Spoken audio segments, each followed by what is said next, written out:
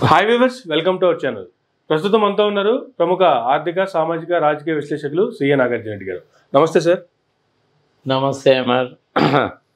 ఇవాళ కేవీఆర్ గారు పిలిచారు, నిన్ననే వస్తానని చెప్పాను. యాక్చువల్గా సార్ ఒక 10-12 రోజుల పాటు ఈ ఎండాకాలంలో పొద్దున 6-7 గంటలకు మొదలుపెట్టి 12-1 గంట వరకు ప్రచారం, మిడ్ నైట్ కన్సర్న్ ఎంపీస్ తోటి. మళ్ళీ సాయంత్రం 5-6 గంటలకు మొదలుపెట్టి అర్ధరాత్రి వరకు ప్రచారం. ఓకే, ఎప్పుడు ఎక్కడుంటాము, ఏం తింటాము, టీ తాగుతామా లేదా, ఏమిటి సంగతి సంవత్సరం అనేటువంటిది మొత్తం మర్చిపోయి, ఎందుకంటే నేను కూడా ఇంతకుముందు ఎలక్షన్ క్యాంపెయిన్ తిరిగాను కాబట్టి నాకు తెలుసు. మెంటల్గా, ఫిజికల్గా, ఫైనాన్షియల్గా సిద్ధపడి వెళ్ళాను నేను. ప్రతి విలేజ్కి వెళ్తే కనీసం నన్ను ఐడెంటిఫై చేసిన వాళ్ళు ఒక 10 మంది కనపడ్డారు. That itself is great contribution కదా. ప్రతి ఒక్కడు అడిగేటువంటి క్వశ్చన్ ఏంటంటే ఒకటే, సార్ జగన్మోహన్ రెడ్డి గారికి ఎన్ని వస్తాయి, చంద్రబాబు నాయుడు గెలుస్తాడా ఓడిపోతాడా, లోకేష్ ఎంత డబ్బులు ఖర్చు పెట్టాడు, పిఠాపురంలో పవన్ సమితి ఏంటి సార్, ప్రధానమైన క్వశ్చన్లు ఇవే. ఇదిగో పిఠాపురము, కుప్పము, సంఘ సంవత్సరం ఎన్ని కదయా, జగన్మోహన్ రెడ్డికి 120 సీట్లుగా తగ్గకుండా వస్తాయి, 20 ఎంపీ సీట్లుగా తగ్గకుండా వస్తాయి. నేను ఎప్పుడో 40 సంవత్సరాల కింద ప్రచారం చేశాను కానీ ఈ మధ్యకాలంలో రాలేదు. కానీ జగన్మోహన్ రెడ్డికి ఎలాగైనా సరే ఈసారి ఆయన మీద చేసేటువంటి దుష్ప్రచారాలని నాకు తెలిసిన మేరకు చెప్పాలి అని ఒక 6 నెలల నుంచి వీడియోస్ చేస్తూనే ఉన్నాను. జనాలు కూడా బాగానే రిసీవ్ చేసుకున్నారు.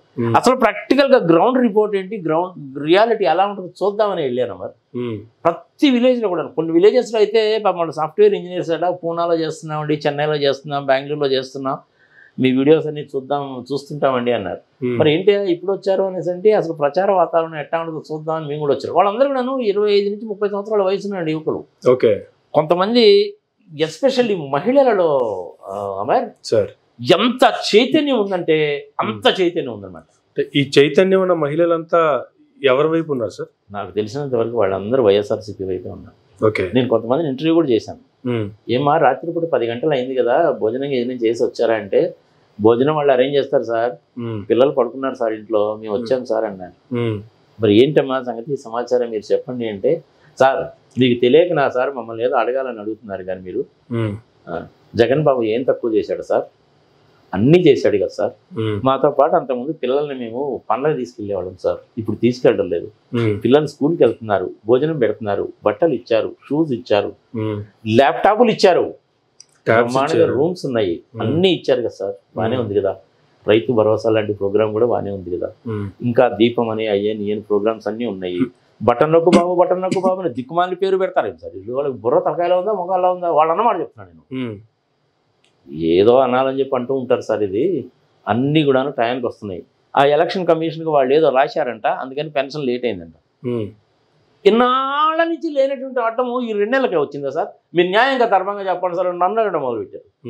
అమ్మ వాళ్ళు కంప్లైంట్ చేశారు, ఎలక్షన్ కమిషన్ వాళ్ళు ఆ విధంగా గైడెన్స్ ఇచ్చారు కాబట్టి 1-2 నెలలు బాధలో పడక తప్పదు మనము, తర్వాత నుంచి ఉండేలే వదిలేయండి. అది ఆయన మరి చాలా పథకాలు చాలా చెప్పాడు కదా సార్ ఆయన అన్నాడు. అవన్నీ కుదిరే కాదమ్మా, ఆ పథకాలన్నీ ఆయన చెప్పిన లెక్కల ప్రకారం నేను డేటా తీశాను, 10,50,00,000 కోట్లు అవుతుందమ్మా అది చెప్పాలంటే అని ఈచ్ అండ్ ఎవ్రీథింగ్ చెప్పాను. ఆంధ్రప్రదేశ్లో ఉన్న పాపులేషన్ 5,28,00,000, అందులో ఓటర్లు 4,09,00,000, అందులో మీ మహిళలు 10 లక్షలు ఎక్కువ ఉన్నారమ్మా. 1,64,00,000 కుటుంబాలు ఉన్నాయి. ఇందులో 1,42,00,000 కుటుంబాలకి గ్యాస్ కనెక్షన్లు ఉన్నాయి. 3 గ్యాస్ కనెక్షన్లు ఇస్తానన్నాడు ఆయన ఫ్రీగా. ఒక్కొక్క గ్యాస్ సిలిండర్ ఖరీదు 800, 810, 811 ఉంటుంది. దాని ప్రకారం లెక్కేస్తే ఎంత అవుతుందో మీరే ఒకసారి క్యాలిక్యులేట్ చేసుకోండి అమ్మా. నేను క్యాలిక్యులేట్ చేసిన దాని ప్రకారం చూస్తే అది 40,000 కోట్లు వచ్చేటట్టు. ప్రతి ఒక్కళ్ళకి కూడాను ఇంతకుముందు జగన్మోహన్ రెడ్డి 13,500 ఇస్తే ఇప్పుడు ఏదో 1,000-2,000 పెంచినట్టున్నాడు. అది ఏడగొడుతూ ఏంటమ్మా, మాకు కూడా నేను ఫిగర్లు గుర్తుపెట్టుకోవాలంటే కష్టమే కదా, క్షమించండి అంటే వాళ్ళే చెప్పారనమాట. అది సార్ 17,000 అంటున్నారు సార్ ఈసారండి, రైట్ మంచిదే కదా. మరి చంద్రబాబు నాయుడు ఎంత అన్నమాట అంటే 20,000 ఇస్తాడు సార్. మరి దాని ప్రకారం క్యాలిక్యులేట్ చేసుకుంటే ఎంత ఖర్చు అవుతుందో తెలుసా అమ్మా అని అడిగాను నేను. ఇక్కడ చిన్న డౌట్ సార్ అన్నారు. ఇక్కడ చిన్న డౌట్ సార్, 1,05,000 కోట్లు వద్దామని చెప్పాను నేను. ఎందుకంటే మన క్యాలిక్యులేట్ ఉంటుంది కాబట్టి అక్కడే చెప్పేయచ్చు సార్. నిన్నటి వరకు జగన్మోహన్ రెడ్డి గారు అమ్మఒడి పేరుతో ఒక్కొక్క పిల్లడికి తల్లి అకౌంట్లో 15,000 రూపాయలు వేస్తే అమ్మ ఒడి నాన్న బుడ్డి అని దానికి పేరు పెట్టారు. ఇవాళ 3 పిల్లలు ఉన్నా ఇస్తాం, 4 పిల్లలు ఉన్నా ఇస్తాం, ఎంతమంది ఉన్నా అందరికీ 15,000 ఇస్తామని చెప్పి చంద్రబాబు నాయుడు గారు ప్రచారం చేస్తున్నారు. అంటే ఇప్పుడు ఒక అమ్మఒడి లేకపోతే 3 అమ్మఒడులు, ఇప్పుడు 3 నాన్న బుడ్లో వాళ్ళ ఏం చేయాలని అసలు? ఇప్పుడు చంద్రబాబు నాయుడు ఓడిపోవడం గ్యారంటీ అన్న సంగతి ఆయనకి తెలిసిపోయింది. మనిషి ఫ్రస్ట్రేషన్లో ఉన్నాడు. ఏదో చెప్పాలి కదా అని చెప్తున్నాడు. చెప్పే కదా నేను 10,50,000 కోట్లు అయింది, 10,50,000 కోట్లు వద్దని చెప్పాలంటే. అరే రాష్ట్ర ప్రభుత్వానికి ఆదాయం ఏమో 2,50,000 కోట్లకు మించలేదు. ఆ 2,50,000 కోట్లలో కూడా 10,000 20,000 మళ్ళీ రెవెన్యూ డెఫిసిట్. మరి 10,50,000 కోట్ల పథకాలకి యాడికి తెచ్చి పట్టిస్తాడు? అంటే గవర్నమెంట్ ఎంప్లాయీస్ నువ్వు జీతాలు ఇవా, కరెంటు బిల్లు కట్టవా? మరి ఎట్ట కుదురుతుంది చెప్పు? ఒక్కొక్క పథకంగానే తీసుకుంటే మనకు తెలుస్తుంది అబ్బా. అది ప్రజలు కూడా లెక్క కట్టుకోవాలి. ఇప్పుడు 1,40,00,000 మంది హౌస్ హోల్డ్స్ ఉన్నారు. గ్యాస్ సిలిండర్స్ ఉన్నాయి. అవును సార్. ఒక్కొక్క గ్యాస్ సిలిండర్ 811 రూపాయలు అనేసి అంటే 2,400 వేసుకో. 1,40,00,000ని 2,400 పెట్టి మల్టిప్లై చేసుకొని నీకే ఫిగర్ వస్తుంది. 2,40,000 కోట్లు అవుతుంది. ఒక్కొక్క పిల్లవాడికి 15,000 ఇస్తేనే 10 లక్షల కోట్లు అప్పు అయిపోయిందని గగ్గోలు పెట్టిన చంద్రబాబు నాయుడు ఇప్పుడు ఇంట్లో 2 ఉంటే 2కి, 3 ఉంటే 3కి అని చెప్పించాడు. నేను ఆ రకంగా క్యాలిక్యులేట్ చేస్తే అది 1,00,000 కోట్లు దాటిపోతుంది. ఇట్లా మిగిలిన పథకాలు అన్ని కూడా నువ్వు క్యాలిక్యులేట్ చేస్తే 10,50,000 కోట్లు వస్తుంది.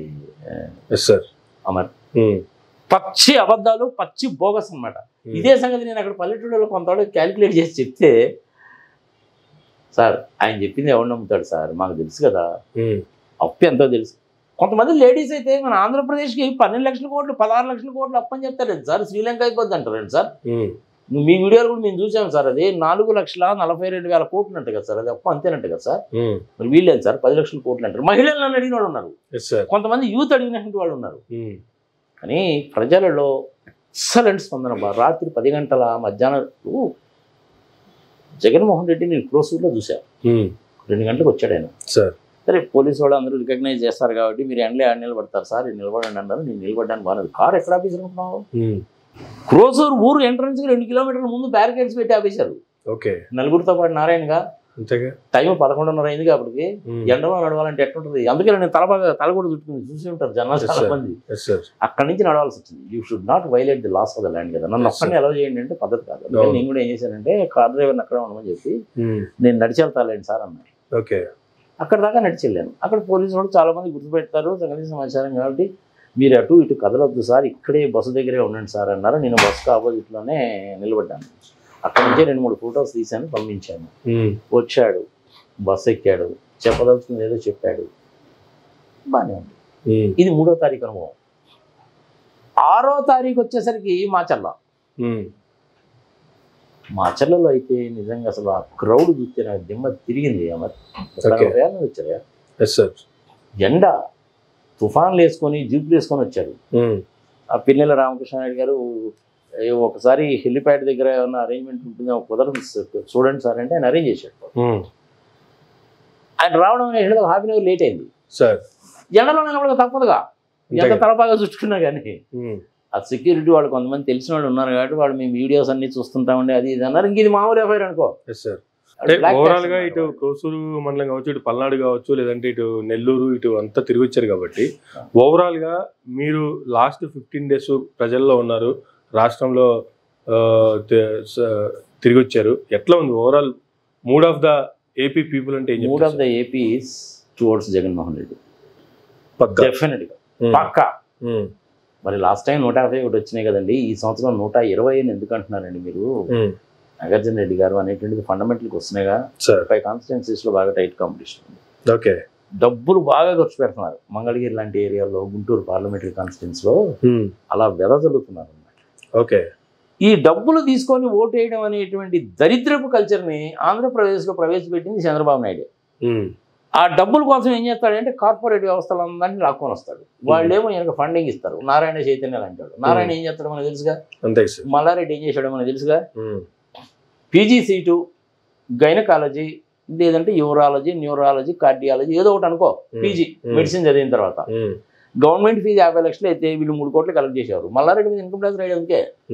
ఈ నారాయణ కాలేజీ కూడా అదే. Yes sir. ఇట్ట బ్లాక్లో తీసుకున్న మనీ అంతా కూడా చంద్రబాబు నాయుడుకి ఇచ్చేవాళ్ళు. ఓకే. ఈయనకి ఎందుకు ఇష్టం వచ్చినట్టు ఖర్చు పెట్టాడు. ఇప్పుడు గుంటూరు నుంచి పోటీ చేస్తున్నాడు అతను 5,000 crores మై వర్త్ అని చెప్పి ఆయన పబ్లిష్ చేశాడు. మరి అట్టంటే ఒక 500 కోట్లు ఖర్చు పెట్టలేడా? ఖర్చు పెట్టగలడు. మరి ఈయన కిలార్ రోసే గారు అంత ఏడు ఖర్చు పెడతాడు. నేను కూడాను నర్సరావుపేట కాన్స్టిట్యున్సీ నుంచి ఇండిపెండెంట్గా పోటీ చేద్దాం అనుకొని ఇంక తర్వాత వాళ్ళు రిక్వెస్ట్ చేయడము సంవత్సరం నేను వెళ్ళడము సరే ఒకసారి వద్దులే అని చెప్పి మానేశాను. అనిల్ కుమార్ యాదవ్ చక్కగా రిసీవ్ చేసుకున్నాడు. గోపిరెడ్డి శ్రీనివాసరెడ్డి చక్కగా రిసీవ్ చేసుకున్నాడు. వాళ్ళతో పాటే వెళ్ళాను. నర్సరావుపేటలో కూడా కొన్ని సామాజిక వర్గాలు ప్రత్యేకంగా మీటింగ్ కోసం చెప్పి పిలిచారు. బులుంది అని ఒక చిన్న సామాజిక వర్గం, వాళ్ళు ఇప్పుడు మన బుందేలఖండ్ నుంచి వచ్చారట. వాళ్ళ ఒక 3,000 ఓట్లు ఉన్నాయి. వాళ్ళు మీటింగ్ పెడితే వెళ్ళాను. దానికి ఆయన గోపిరెడ్డి శ్రీనివాసరెడ్డి కూడా వచ్చాడు. వాళ్ళతో కలిసి షేర్ చేసుకున్నాను. అవన్నీ ఫోటోగ్రాఫ్స్ కూడా పెట్టుకున్నాను. మాచర్లలో కూడా బాగానే ఉంది. మాచర్లలో ఏమైందంటే లాస్ట్ డే మొన్న ఆమె కారు అద్దాలు పగలబడ్డం అదే నేను అట్రాషియస్. ఏం చేశారంటే నేను అనిల్ కుమార్ యాదవ్ గారితో ఇటు వెళ్తాను, మీరు ఇటువైపు వెళ్ళండి అని వాళ్ళ మిస్సెస్ని వాళ్ళని పంపించారు. అట్లా డివైడ్ చేస్తున్నారు. వాళ్ళ బ్రదర్ వెంకటరామరెడ్డి అక్కడ కూర్చొని మొత్తం మానిటర్ చేస్తుంటాడు. స్ట్రాటజీ బాగానే ఉందిగా. మాచర్లో చాలా పనులు చేశాడు ఆయన. ఒకసారి దానికి సంబంధించిన వీడియోస్ కూడా చేశాను. ఆ లింక్స్ పెట్టి చూస్తుంటారు జనాలు. ఇప్పుడు మళ్ళీ అవన్నీ చెప్పాలంటే పాడింది పాడరా పాచిపడ దాసరా అని ఉంటుంది. ఓవరాల్ ఇంప్రెషన్ ఏంటంటే జగన్మోహన్ రెడ్డి మరొకసారి ప్రమాణ స్వీకారం చేయడము గ్యారంటీ. కేంద్రంలో మోడీ గారికి కూడా 300 సీట్ల దాకా రావడానికి అవకాశం ఉంటుంది. 1, 2, 3 చూశారు. రకరకాల ప్రచారాలు ఏదో చేస్తుంటారు. అమిత్ షా స్ట్రాటజీ మామూలుగా ఉండదు. అంతలాగా ఎందుకు సార్ వాళ్ళకి 250 వచ్చాయి అనుకుందాం. ఫర్ ఎగ్జాంపుల్ జగన్మోహన్ రెడ్డికి 20 ఎంపీ సీట్లు వచ్చాయి అనుకుందాం. 250 ప్లస్ 20 అంటే 270 అయిందా? ఇంక వాళ్ళకి ఎన్ని కావాలి? 2 కావాలి అధికారంలో ఉండాలంటే. ఎంతమంది లేరు వాళ్ళకి సపోర్ట్ చేసేవాళ్ళు? అకాలీదళ్ వాళ్ళు లేరా? ఒరిస్సాలో బిజు పట్నాయక్ లాంటి వాళ్ళు లేరా? అందరు లేరా? చంద్రబాబు నాయుడు కూడా వెనకే సపోర్ట్ చేస్తాడు. మరి దీంట్లోనే ఉన్నాడు, అఫీషియల్గా కూటమిలో ఉన్నారు కదా, ఇండియాలో కూటమిలో ఉన్నాడు కదా చంద్రబాబు నాయుడు. యాక్చువల్గా మోడీకి అమిత్ షాకి అస్సలు ఇష్టం లేదు. మోడీకి అసలు ఇష్టం లేదు. ఆయన ఏం చేశాడంటే ప్రజలకు కూడా తెలియాలి కాబట్టి చెప్తున్నా. ఇదిగో వీళ్ళు ఇదే విధంగా ఈ పవన్ కళ్యాణ్ ఈయన నా ప్రాణం తీసేస్తారు స్వామి, అదంటారు ఇదంటారు. ఆ ఆంధ్రప్రదేశ్లో దిక్కుమాలిన ఛానల్స్ ఏమి ఉన్నాయో ఈయన ఒకటి చేస్తే వాళ్ళు దాన్ని హైప్ చేసి 100 చెప్తుంటారు. వాళ్ళ మీద మనకేమో ఆధిపత్యం ఉండదు. నేషనల్ ఛానల్స్ ఏమో స్టేట్లో చూడరు, వాళ్ళేమో డబ్బా కొడుతుంటారు. అందుకని చెప్పి అమిత్ షా చేసి వీళ్ళని నా దగ్గర రాని యూనివర్సిటీ చేసి పంపించుకున్నాడు. రీసెంట్ గా ఒక తిరుపతిలో అనుకోండి సార్, ఒక సభలో కూడా చూసాము. చంద్రబాబు నాయుడు గారు చేపట్టుకుని పైకి లేపుతుంటే కూడా బీజేపీ వాళ్ళు పిలిచి మధ్యలో నిలబెట్టి వాళ్ళ చేపట్టుకుని పైకి లేపాడు అమిత్ షా గారు. అసలు వీళ్ళ మేనిఫెస్టో ఏదైతే ఉందో ముట్టుకోవడానికి కూడా ఇష్టపడలేదు వాళ్ళు. ఎందుకంటే మనకు తెలిసి ఇది 10 లక్షల కోట్లు అవుతుంది, మన కొంప మునుగుతుంది రా బాబు అని. అందుకని వాళ్ళు ముట్టుకోవడానికి కూడా ఇష్టపడాలి. ఇంకా అంతకంటే ఏం కావాలి? చిలకలూరుపేటలో వచ్చాడు, చూసాము. జగన్మోహన్ రెడ్డి తిట్టింది లేదు, చంద్రబాబు నాయుడు పొడిగింది లేదు. మేనిఫెస్టోలో చూసాము, ముగ్గురు కలిసి ఉన్నామంటారు, ఆయన ఫోటోగ్రాఫ్ లేదు. అక్కడే నీకు వ్యవహారం తేలిపోయింది కదా. కానీ ఏమీ వర్రీ కావాల్సిన పని లేదు. ఈవీఎం మిషన్లు పర్ఫెక్ట్గా పనిచేస్తాయి. అందరూ వెళ్ళి ఓటు వేయండి. సాయంత్రం 4:55 మీరు పోలింగ్ బూత్ ముందు ఉంటే గేటు దాటి లోపలికి వెళ్ళండి. 5 గంటలు అయిపోయింది. 200 మంది 300 మంది ఉన్నా కానీ ఆ టైంలో మీకు ఓటు వేసే అధికారం దొరుకుతుంది. ఎస్ఎంపిఎస్లు కానీ, చిప్స్ కానీ, ఈ హార్డ్వేర్ కానీ, వైర్లు కానీ అన్నీ కూడా స్పేర్ పెడతారు. పర్ఫెక్ట్గా పనిచేస్తాయి. చంద్రబాబు నాయుడు ఏమంటాడంటే ఓడిపోయినప్పుడల్లా ఈవీఎం మిషన్ పనిచేయలేదు అంటాడు. నేను హైటెక్ బాబుని అంటాడు, ఈవీఎం మిషన్లు పనిచేయలేదు అంటాడు. బుర్ర తలకాయలు ఉండదా మోకాలు ఉండదా ఆయనకి? ఒకసారి కామన్ సెన్స్ తోటి ఆలోచిద్దాం. ఫస్ట్ టైము అందరూ ఎడ్యుకేటెడ్ పీపుల్ కదా, వాళ్ళ దగ్గర రెస్పాన్స్ ఎట్లుంటుందని కేరళలో మొదలుపెట్టారు. టీఎన్ సెషన్ ఉన్నప్పుడు అంతా సక్రమంగానే జరుగుతుంది, పర్ఫెక్ట్గా పనిచేస్తున్నాయి అన్నీ కూడా. ఇప్పుడు ఒక పోలింగ్ బూత్లో ఒకటే మిషన్ ఉందనుకో, దానికి ఎస్ఎంపిఎస్ అనేటువంటిది సపరేట్గా పెడతారు. స్టోర్లో ఉంటుంది, దగ్గర ఉండేటువంటివి ఉంటాయి. మనం నొక్కేటువంటిది కూడా సపరేట్గా పెడతారు. కంట్రోలింగ్ యూనిట్ సపరేట్గా పెడతారు. ఆ కంట్రోలింగ్ యూనిట్లో ఉండే చిప్ ఏదైతే ఉందో అది కూడా స్పేర్ ఉంటుంది. ఆ చిప్ అనేటువంటిది both hardware and software integrated కదా, దాన్ని నువ్వేం చేయలేవు. వీళ్ళు ఏదో చెప్తారు కానీ ప్రతి 3 ఓట్లకి 1 ఓటు టీడీపీకి పోతుంది, ప్రతి 4 ఓట్లకి 1 ఓటు బీజేపీకి పోతుందని. డామ్ డట్టి బ్లడీ ఇడియాటిక్. దయచేసి నవ్వు, అక్కడ కుదరదు. Once the programme is return, it is return. ఇలాంటి తప్పుడు ప్రచారాలు అమ్మకండి. నేను సాఫ్ట్వేర్ తెలిసిన వాడిని, హార్డ్వేర్ తెలిసిన వాడిని. 30 సంవత్సరాల కిందనే సి నేర్చుకున్నాను, కోబాల్ నేర్చుకున్నాను, తర్వాత ఎస్ఐపి నేర్చుకున్నాను, ఫారెన్సిక్ ఆడిటర్ని, ఫ్రాడ్ ప్రివెంటర్ని. నాకంటే ఈ చంద్రబాబు నాయుడు గారిని ఎక్కువ తెలుసుకుందా చెప్పు? చిన్నబాబుకి ఏమైనా తెలుస్తుందా? ఎర్ర పుస్తకం రాసుకోవడం తప్ప అని మర్చిపోండి. ప్రజలారా, ఈవీఎం మిషన్లు పర్ఫెక్ట్గా పనిచేస్తాయి, వెళ్ళి ఓటేయండి. 85% పోలింగ్ జరగాలని కోరుకుంటున్నాను. మహిళలు చాలా ఉత్సాహంగా ఉన్నారు, నా అనుభవం అది. చాలా ఉత్సాహంగా ఉన్నారు. చాలా మంది అడిగారు నన్ను, గుర్తుపడతారు కదా మరి. గుర్తుపట్టినప్పుడు ఏంటంటే ఒక 10 మంది మహిళలు చేరేదారు, నువ్వు రావే అని 10 మందిని పిలుచుకొని. ఆ పల్లెటూళ్ళలో ఎట్లా ఉంటాయి, ఇంటి ముందు ఇంత ఎత్తున కట్టి ఉంటాయి కదా, దాని మీద కూర్చోబెట్టి నన్ను అడిగేవాడు అనమాట, అరుగుల మీద. సరే ఇంక నేను చెప్తున్నాను, నేను అక్కడ వీడియో తీసుకునేది, అందుకని వాళ్ళే వీడియో తీసుకునేవాళ్ళు. బాబు నువ్వు వీడియో తీసావు కదా, ఏదైనా పంపించవా అంటే పంపించేవాడు. ఆమె మీద దాడి చేయడం అనేటువంటిది చంద్రబాబు నైజానికి, చంద్రబాబు అకృత్యాలకి, చంద్రబాబు ఫ్రస్ట్రేషన్కి, చంద్రబాబు ఓడిపోతానని పక్కాగా తెలిసిన తర్వాత చేసింది. ఓకే. అయితే రీసెంట్గా జగన్మోహన్ రెడ్డి గారు TV9కి ఒక ఇంటర్వ్యూ ఇచ్చారు. అదే రోజు ABNలో చంద్రబాబు నాయుడు గారితో ఒక ఇంటర్వ్యూ. చంద్రబాబు నాయుడు గారి ఇంటర్వ్యూకి, జగన్మోహన్ రెడ్డి గారి ఇంటర్వ్యూకి డిఫరెన్స్ అడిగితే ఏం చెప్తారు సార్? వాళ్ళు మాట్లాడిన మాటలు, రాష్ట్ర ప్రజలకి ఇచ్చినటువంటి హామీలకు సంబంధించి. జగన్మోహన్ రెడ్డి చేసింది ఏందో చెప్పాడు, చంద్రబాబు నాయుడికి చేసింది ఏమీ లేదు కాబట్టి ఏం చెప్పాలో తెలియక కంగారు పడుతున్నాడు అనమాట. ఓకే.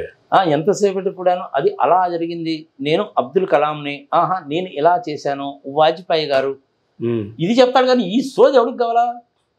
ఆ AVN రాధాకృష్ణ ఉండే ఆయన కూడాను వాళ్ళు ఇచ్చిన వాగ్దానం మీద దాని మీద ఒక ప్రశ్నే లేదా, ఏదో చేయాలంటే చేయాలన్న ఉద్దేశంతో చేశాడు. AVN రాధాకృష్ణమూర్తి సంగతి ఏందో మనకు తెలియదా? టీవీపై సాంబశివరావు సంగతి తెలీదా? ఈనాడు రామోజీరావు అయితే 2600 కోట్లు RBI చట్టము, 1200 కోట్లు ఇన్కమ్ ట్యాక్స్ వైలేషన్, పెద్ద కేసు, అది మనకు తెలిసిందే. ఈ AVN రాధాకృష్ణమూర్తి కూడాను టీటీడీ వాళ్ళు 100 కోట్ల పరువు నష్టం దావేశారు. అవును సార్, ఆయన చేసిన మాదర్ చేతి పనికి. ఆయన ఏదో ఇప్పుడు పెద్ద నేను పోటుగా అని చెప్పి పెద్ద ఈ చేతిలో శానం ఉంది కాబట్టి ఏమేమి చెప్పినా సరిపోతుంది. ఆయన సంగతి ఏందో తెలియదు. ఆయన సంగతి ఏందన్న సంగతి రోజే గారు ఒకసారి చెప్పారు, గుర్తుందని. సైకిల్ వేసుకొని వచ్చేవాడంట, సైకిల్ చైన్ కన్నా తెగిపోతే మళ్ళీ చైన్ బిగించుకొని చేసేవాడట. మరి ఇప్పుడు కోట్లకు అధిపతి ఎట్టయ్యాడు? చంద్రబాబు నాయుడు అధికారంలో ఉన్నప్పుడు మొత్తం పర్మిషన్స్ ఈయనకే ఇచ్చారు, లైవ్ కానీ ఇంకోటి కానీ. ఇప్పుడు వ్యాపారం చేయొద్దని నేను అప్పుడల్లా, నువ్వు నీతిగా నిజాయితీగా పద్ధతిగా వ్యాపారం చేసి ఎంతైనా సంపాదించు, దాన్ని ఎవడు కాదన్ను. టాటాలో బిల్లాలు వ్యాపారం చేయట్లేదా? వాళ్ళకంటే నువ్వేం పెద్ద పూటుగాడే AVN రాధాకృష్ణ, ఆదిత్య కుమార్ మంగళం బిర్లా కంటే నువ్వేమైనా పోటీగాడివా? రతన్ టాటాలతో నువ్వు కంపేర్ చేసుకుంటావా? వాళ్ళు ఎట్లా బిజినెస్ చేస్తున్నారు, నువ్వు ఎట్లా బిజినెస్ చేస్తున్నావు? నువ్వు చేసేదంతానేమో దొంగ బిజినెస్, వాళ్ళు చేసేదేమో నీతి నిజాయితీతో కూడిన బిజినెస్. ప్రజలు వాళ్ళని గౌరవిస్తారా, నిన్ను గౌరవిస్తారా? అంతే కదా. ఎన్నాళ్ళు చేస్తావు నువ్వు ఇట? కొంతకాలం చేస్తావు, తర్వాత చంద్రబాబు నాయుడు వ్యవహారం నీది, లోకేష్ బాబు వ్యవహారం నీది కూడా. ఓకే, అంతే కదా. కానీ 371 కోట్లు ఏంటండి, అది నథింగ్ అండి. నాకు హెరిటేజ్లో ఉన్న షేర్ నమ్ముకుంటే 400 కోట్లు వస్తాయండి. 2% అమ్ముకుంటా. నువ్వు హెరిటేజ్ పెట్టాక డబ్బులు అని వచ్చినాయి నీకు. మీ నాన్నగారేమో ఖర్జూర్ నాయుడు గారా, నీకున్నదేమో 2 ఎకరాల పొలమా, వెంకటాద్రి యూనివర్సిటీలో ఫ్రీగా చదువుకున్నావా, హాస్టల్ ఫీజు కట్టేవాడు కాదు, భోజనానికి ఫుడ్ కట్టేవాడు కాదు, యాడ్ నుంచి వచ్చినాయి నీకు డబ్బులు. Green colour ambassador 2 second hand car కొనిపెట్టాడంట ఎవరు, ఎన్టీ రామారావుకి. అది కూడా చెప్తాడు ఆయన. వదిలే బా, చంద్రబాబు నాయుడు గురించి అంత తక్కువ మాడుకుంటే అంత మంచిది. అయితే చంద్రబాబు నాయుడు గారు చాలా ఫ్రస్ట్రేషన్ లో ఉన్నాడు అమ్మా మనిషి. మరి నీ అమ్మ నీ యొక్క లాంగ్వేజ్ వరకు మనం విన్నాం కానీ నీ అమ్మ మొగుడు ఇచ్చాడా, నీ అమ్మ తాత మొగుడు ఇచ్చాడా, ఏందా భాష అని చెప్పు అసలు. మరి అన్ని అస్త్రాలు అయిపోయినాయి, ఫైనల్ గా ఏ అస్త్రం దొరకదో తెలియక ఫైనల్ లాస్ట్ డేస్ లో ఇప్పుడు దాని మూలకంగా జైల్లో ఓటింగ్ శాతం అనేది 2 శాతం తగ్గుతుంది. ఇదే భాష బాబు, దిక్కుమాలి భాష అని.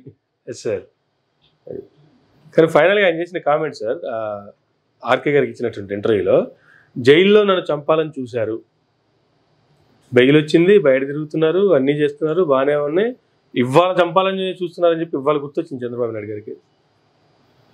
ఆయనకి మైండ్ పనిచేయడం మానేసింది సార్. ఆయన ఓడిపోతాడన్న సంగతి తెలుసు, అధికారంలో రాడన్న సంగతి తెలుసు.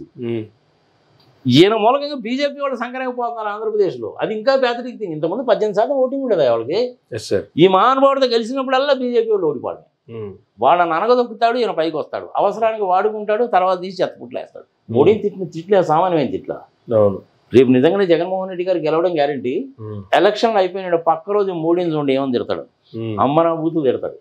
అది నువ్వు అక్కడ కూర్చొని నెమళ్ళకి జీడిపప్పులు పెట్టుకుంటా, అది చేసుకుంటా, ఇది చేసుకుంటా, యోగాలు చేసుకుంటా, ప్రపంచం అంతా తిరుగుతా, ఏం సాధించావు నువ్వు? ఏమి సాధించావు మోడీ? నువ్వేదో చేసేస్తావని మేము ఎన్నో ఆశలు పెట్టుకున్నావు, మా కొంప ఉంచావుగా. నీ మూలకంగా 3% ఓట్లు తగ్గినాయి మాకు. నీ అంత నీచ నికృష్ట దరిద్ర దిక్కుమాల దౌర్భాగ్యకు ప్రధానమంత్రి నేను ఇంతవరకు చూడలేదని తిట్టినే తిడతాడు. బ్యాలెన్స్ ఉండదు మా మనిషికి. ఎప్పుడు ఎవరితో ఉంటాడో తెలియదు. ఆయారాం గయారాం బాపతి. ఎంత నీచమైన పనులు చేసైనా సరే కాక అధికారంలోకి రావాలి.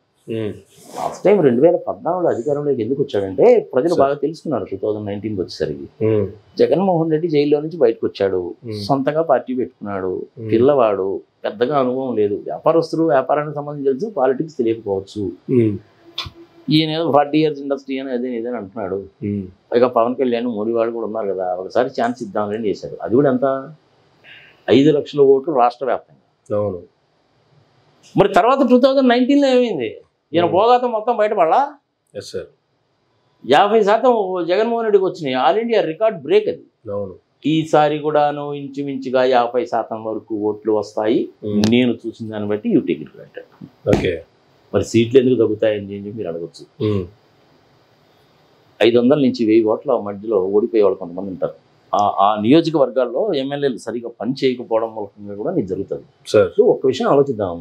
నిష్పక్షపాతంగా ఆడుతున్నావు. ఎమ్మెల్యేగా నువ్వు టికెట్ తీసుకున్నావు, డబ్బులు ఖర్చు పెట్టుకుంటావు, పార్టీ కొంత ఇస్తుంది, బాగానే ఉంది.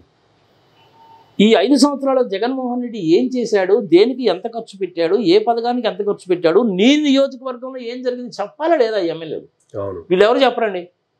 ఎందుకు అనవసరంగా ఫ్యాన్ గుర్తు మనకి ఇచ్చాడుగా, టికెట్ వచ్చిందిగా, మనం గెలిచేస్తామని అనుకుంటారు. ప్రజలు అంత పిచ్చోళ్ళగా కనపడుతున్నారు. వాళ్ళు జగన్మోహన్ రెడ్డిని చూస్తారు, ఆయన చేసిన పనులు చూస్తారు, నీ వ్యవహారం కూడా చూస్తారు. నువ్వు కనుక సరిగా పర్ఫామ్ చేయలేదనుకో పోతావు. అందుకని ఆయన ఏం చేశాడంటే మాచర్లలో పెట్టినా, ఇక్కడ పెట్టినా, ప్రపంచంలో రాష్ట్ర వ్యాప్తంగా ఎక్కడ పెట్టినా కానీ కొంచెం వీక్గా ఉన్నారు, ఈ ఎమ్మెల్యేల విషయం జాగ్రత్తగా చూసుకోవాలనే ఉద్దేశంతో ఆ ప్రదేశాల్లోనే పెట్టాడు ఆయన. గెలవడం గ్యారంటీ. కొన్నిసార్లు లిస్టు చూసావా నువ్వు? 5,000 మెజారిటీతో గెలిచిన వాళ్ళు 22 మంది. 5,000 నుంచి 10,000 వరకు గెలిచిన వాళ్ళు 32 మంది. 10,000 నుంచి 20,000 వరకు గెలిచిన వాళ్ళు 12 మందే ఉన్నారు. మిగిలిన వాళ్ళు అందరూ కూడా మోర్ దాన్ 20,000. ఈవెన్ గురజాలలో కూడా కాసు మహేష్ రెడ్డికి 23,000 చిల్లర వచ్చింది. ఈసారి కూడాను అలాగే జరుగుతుంది. కొన్ని కాన్స్టిట్యున్సీస్లో మెజారిటీ తగ్గవచ్చు. అది ఏమవుతుందంటే 500 అటు పడాల్సిన ఇటు పడ్డాయి అనుకోండి, 250 ఇటు పడాల్సిన అటు పడ్డాయి అనుకోండి, చివరి మూమెంట్లో తగ్గిపోతుంది.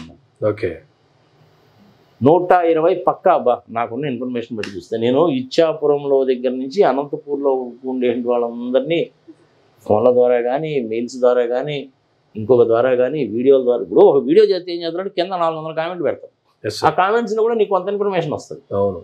అందుకని నేను ఆ కామెంట్స్ని కూడా చూస్తాను. అఫ్కోర్స్ అమరావతి తిట్టేవాడు కూడా ఉంటాడు అనుకో, అరే తెల్ల ముండా కొడక, తెల్ల ఎల్లనా కొడక, నీకెందుకురా ముసలి నా కొడక అని చెప్పి తిట్టేవాళ్ళు కూడా ఉంటారు. పబ్లిక్ లైఫ్లోకి వచ్చిన తర్వాత తిట్టినా భరాయించాలి, చెప్పు తీసి కొట్టినా భరాయించాలి, పూలదండ వేసినా భరాయించాలి, కోడిగుడ్డు వేసినా భరాయించాలి. పబ్లిక్ లైఫ్లోకి వచ్చినప్పుడు అందరూ ఉంటారా? అందరూ ఒకే రకం ఉంటారా? 5 ఏళ్ళు ఒకే రకం ఉన్నాయా? ఉండవుగా.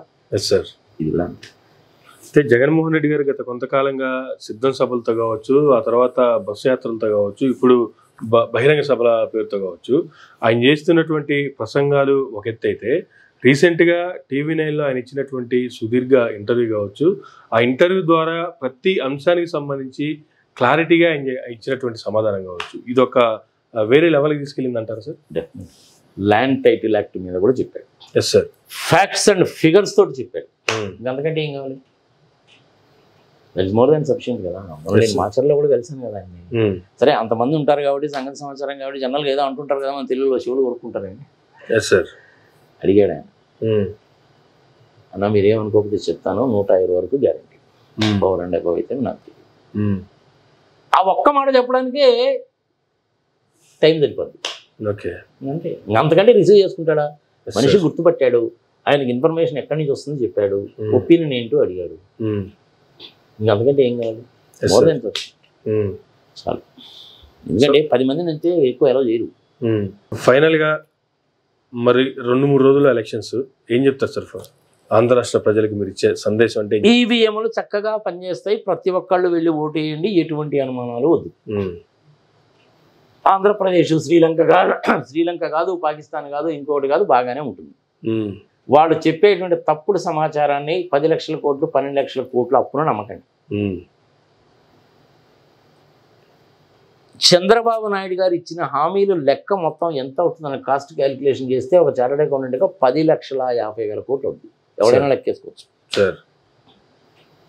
2,50,000 కోట్ల రూపాయలేమో ఆదాయం. ఆ మిగిలిన 8 లక్షల కోట్లు చంద్రబాబు నాయుడు యాడ్ నుంచి తెస్తాడు. ఎన్ను చూసి ఈయన కొడుకు రెడ్ పుస్తకం చూసాను, లేకపోతే మోడీని చూసి ఎవడన్నా ప్రపంచంలో లోన్ ఇస్తాడా? FRBM అనే యాక్ట్ ఒకటి ఉంది, దాని లిమిట్లోనే పోవాలి. అంతేగా. నేను వరల్డ్ బ్యాంక్ నుంచి తెస్తాను, ఏషియన్ డెవలప్మెంట్ బ్యాంక్ నుంచి తెస్తాను, యూరోపియన్ బ్యాంక్ నుంచి తెస్తాను, జపాన్ సొమటావో బ్యాంక్ నుంచి తెస్తానంటారు. ఎవరు? చంద్రబాబు నాయుడు అయినా జగన్మోహన్ రెడ్డి అయినా ఎవరైనా సరే కేంద్ర ప్రభుత్వం అప్రూవ్ చేస్తేనే నువ్వు లోన్ తెచ్చుకోగలవు, లేకపోతే నువ్వు తెచ్చుకోలేవు. ప్రజలకి ఈ సంగతి తెలియదు అనుకున్నామే, పక్కాగా తెలుసు. ప్రజలు చాలా విఘ్నులు స్వామిని, ఎవడిని ఎప్పుడు ఎక్కడ ఎలా ఏ విధంగా ఎంత మేరకు కొట్టాలో ఓటుతో కూడితే పాతాళానికి పోతారు. ఈసారి చంద్రబాబు నాయుడు పరిస్థితి అది. ఇంకెందుకంటే నేను చెప్పలేను boss. Okay, thank you sir, thank you very much అండి. ఇదండి మరో 2 రోజుల్లో జరగబోయేటువంటి ఎలక్షన్స్ సంబంధించి గత 15 రోజులుగా ఆంధ్ర రాష్ట్రంలో రకరకాల నియోజకవర్గాల్లో సర్వేలు నిర్వహించుకోవచ్చు, లేదంటే ఆ నియోజకవర్గంలో ప్రత్యక్షంగా అక్కడ ప్రజల యొక్క నాడిని తెలుసుకున్నటువంటి నాగార్జున రెడ్డి గారు ఇచ్చినటువంటి వివరణ ఇది. ఈనాటి ఇంటర్వ్యూ. మరో గంటలో మళ్ళీ కలుద్దాం. చూస్తూనే ఉండండి మైరా మీడియా.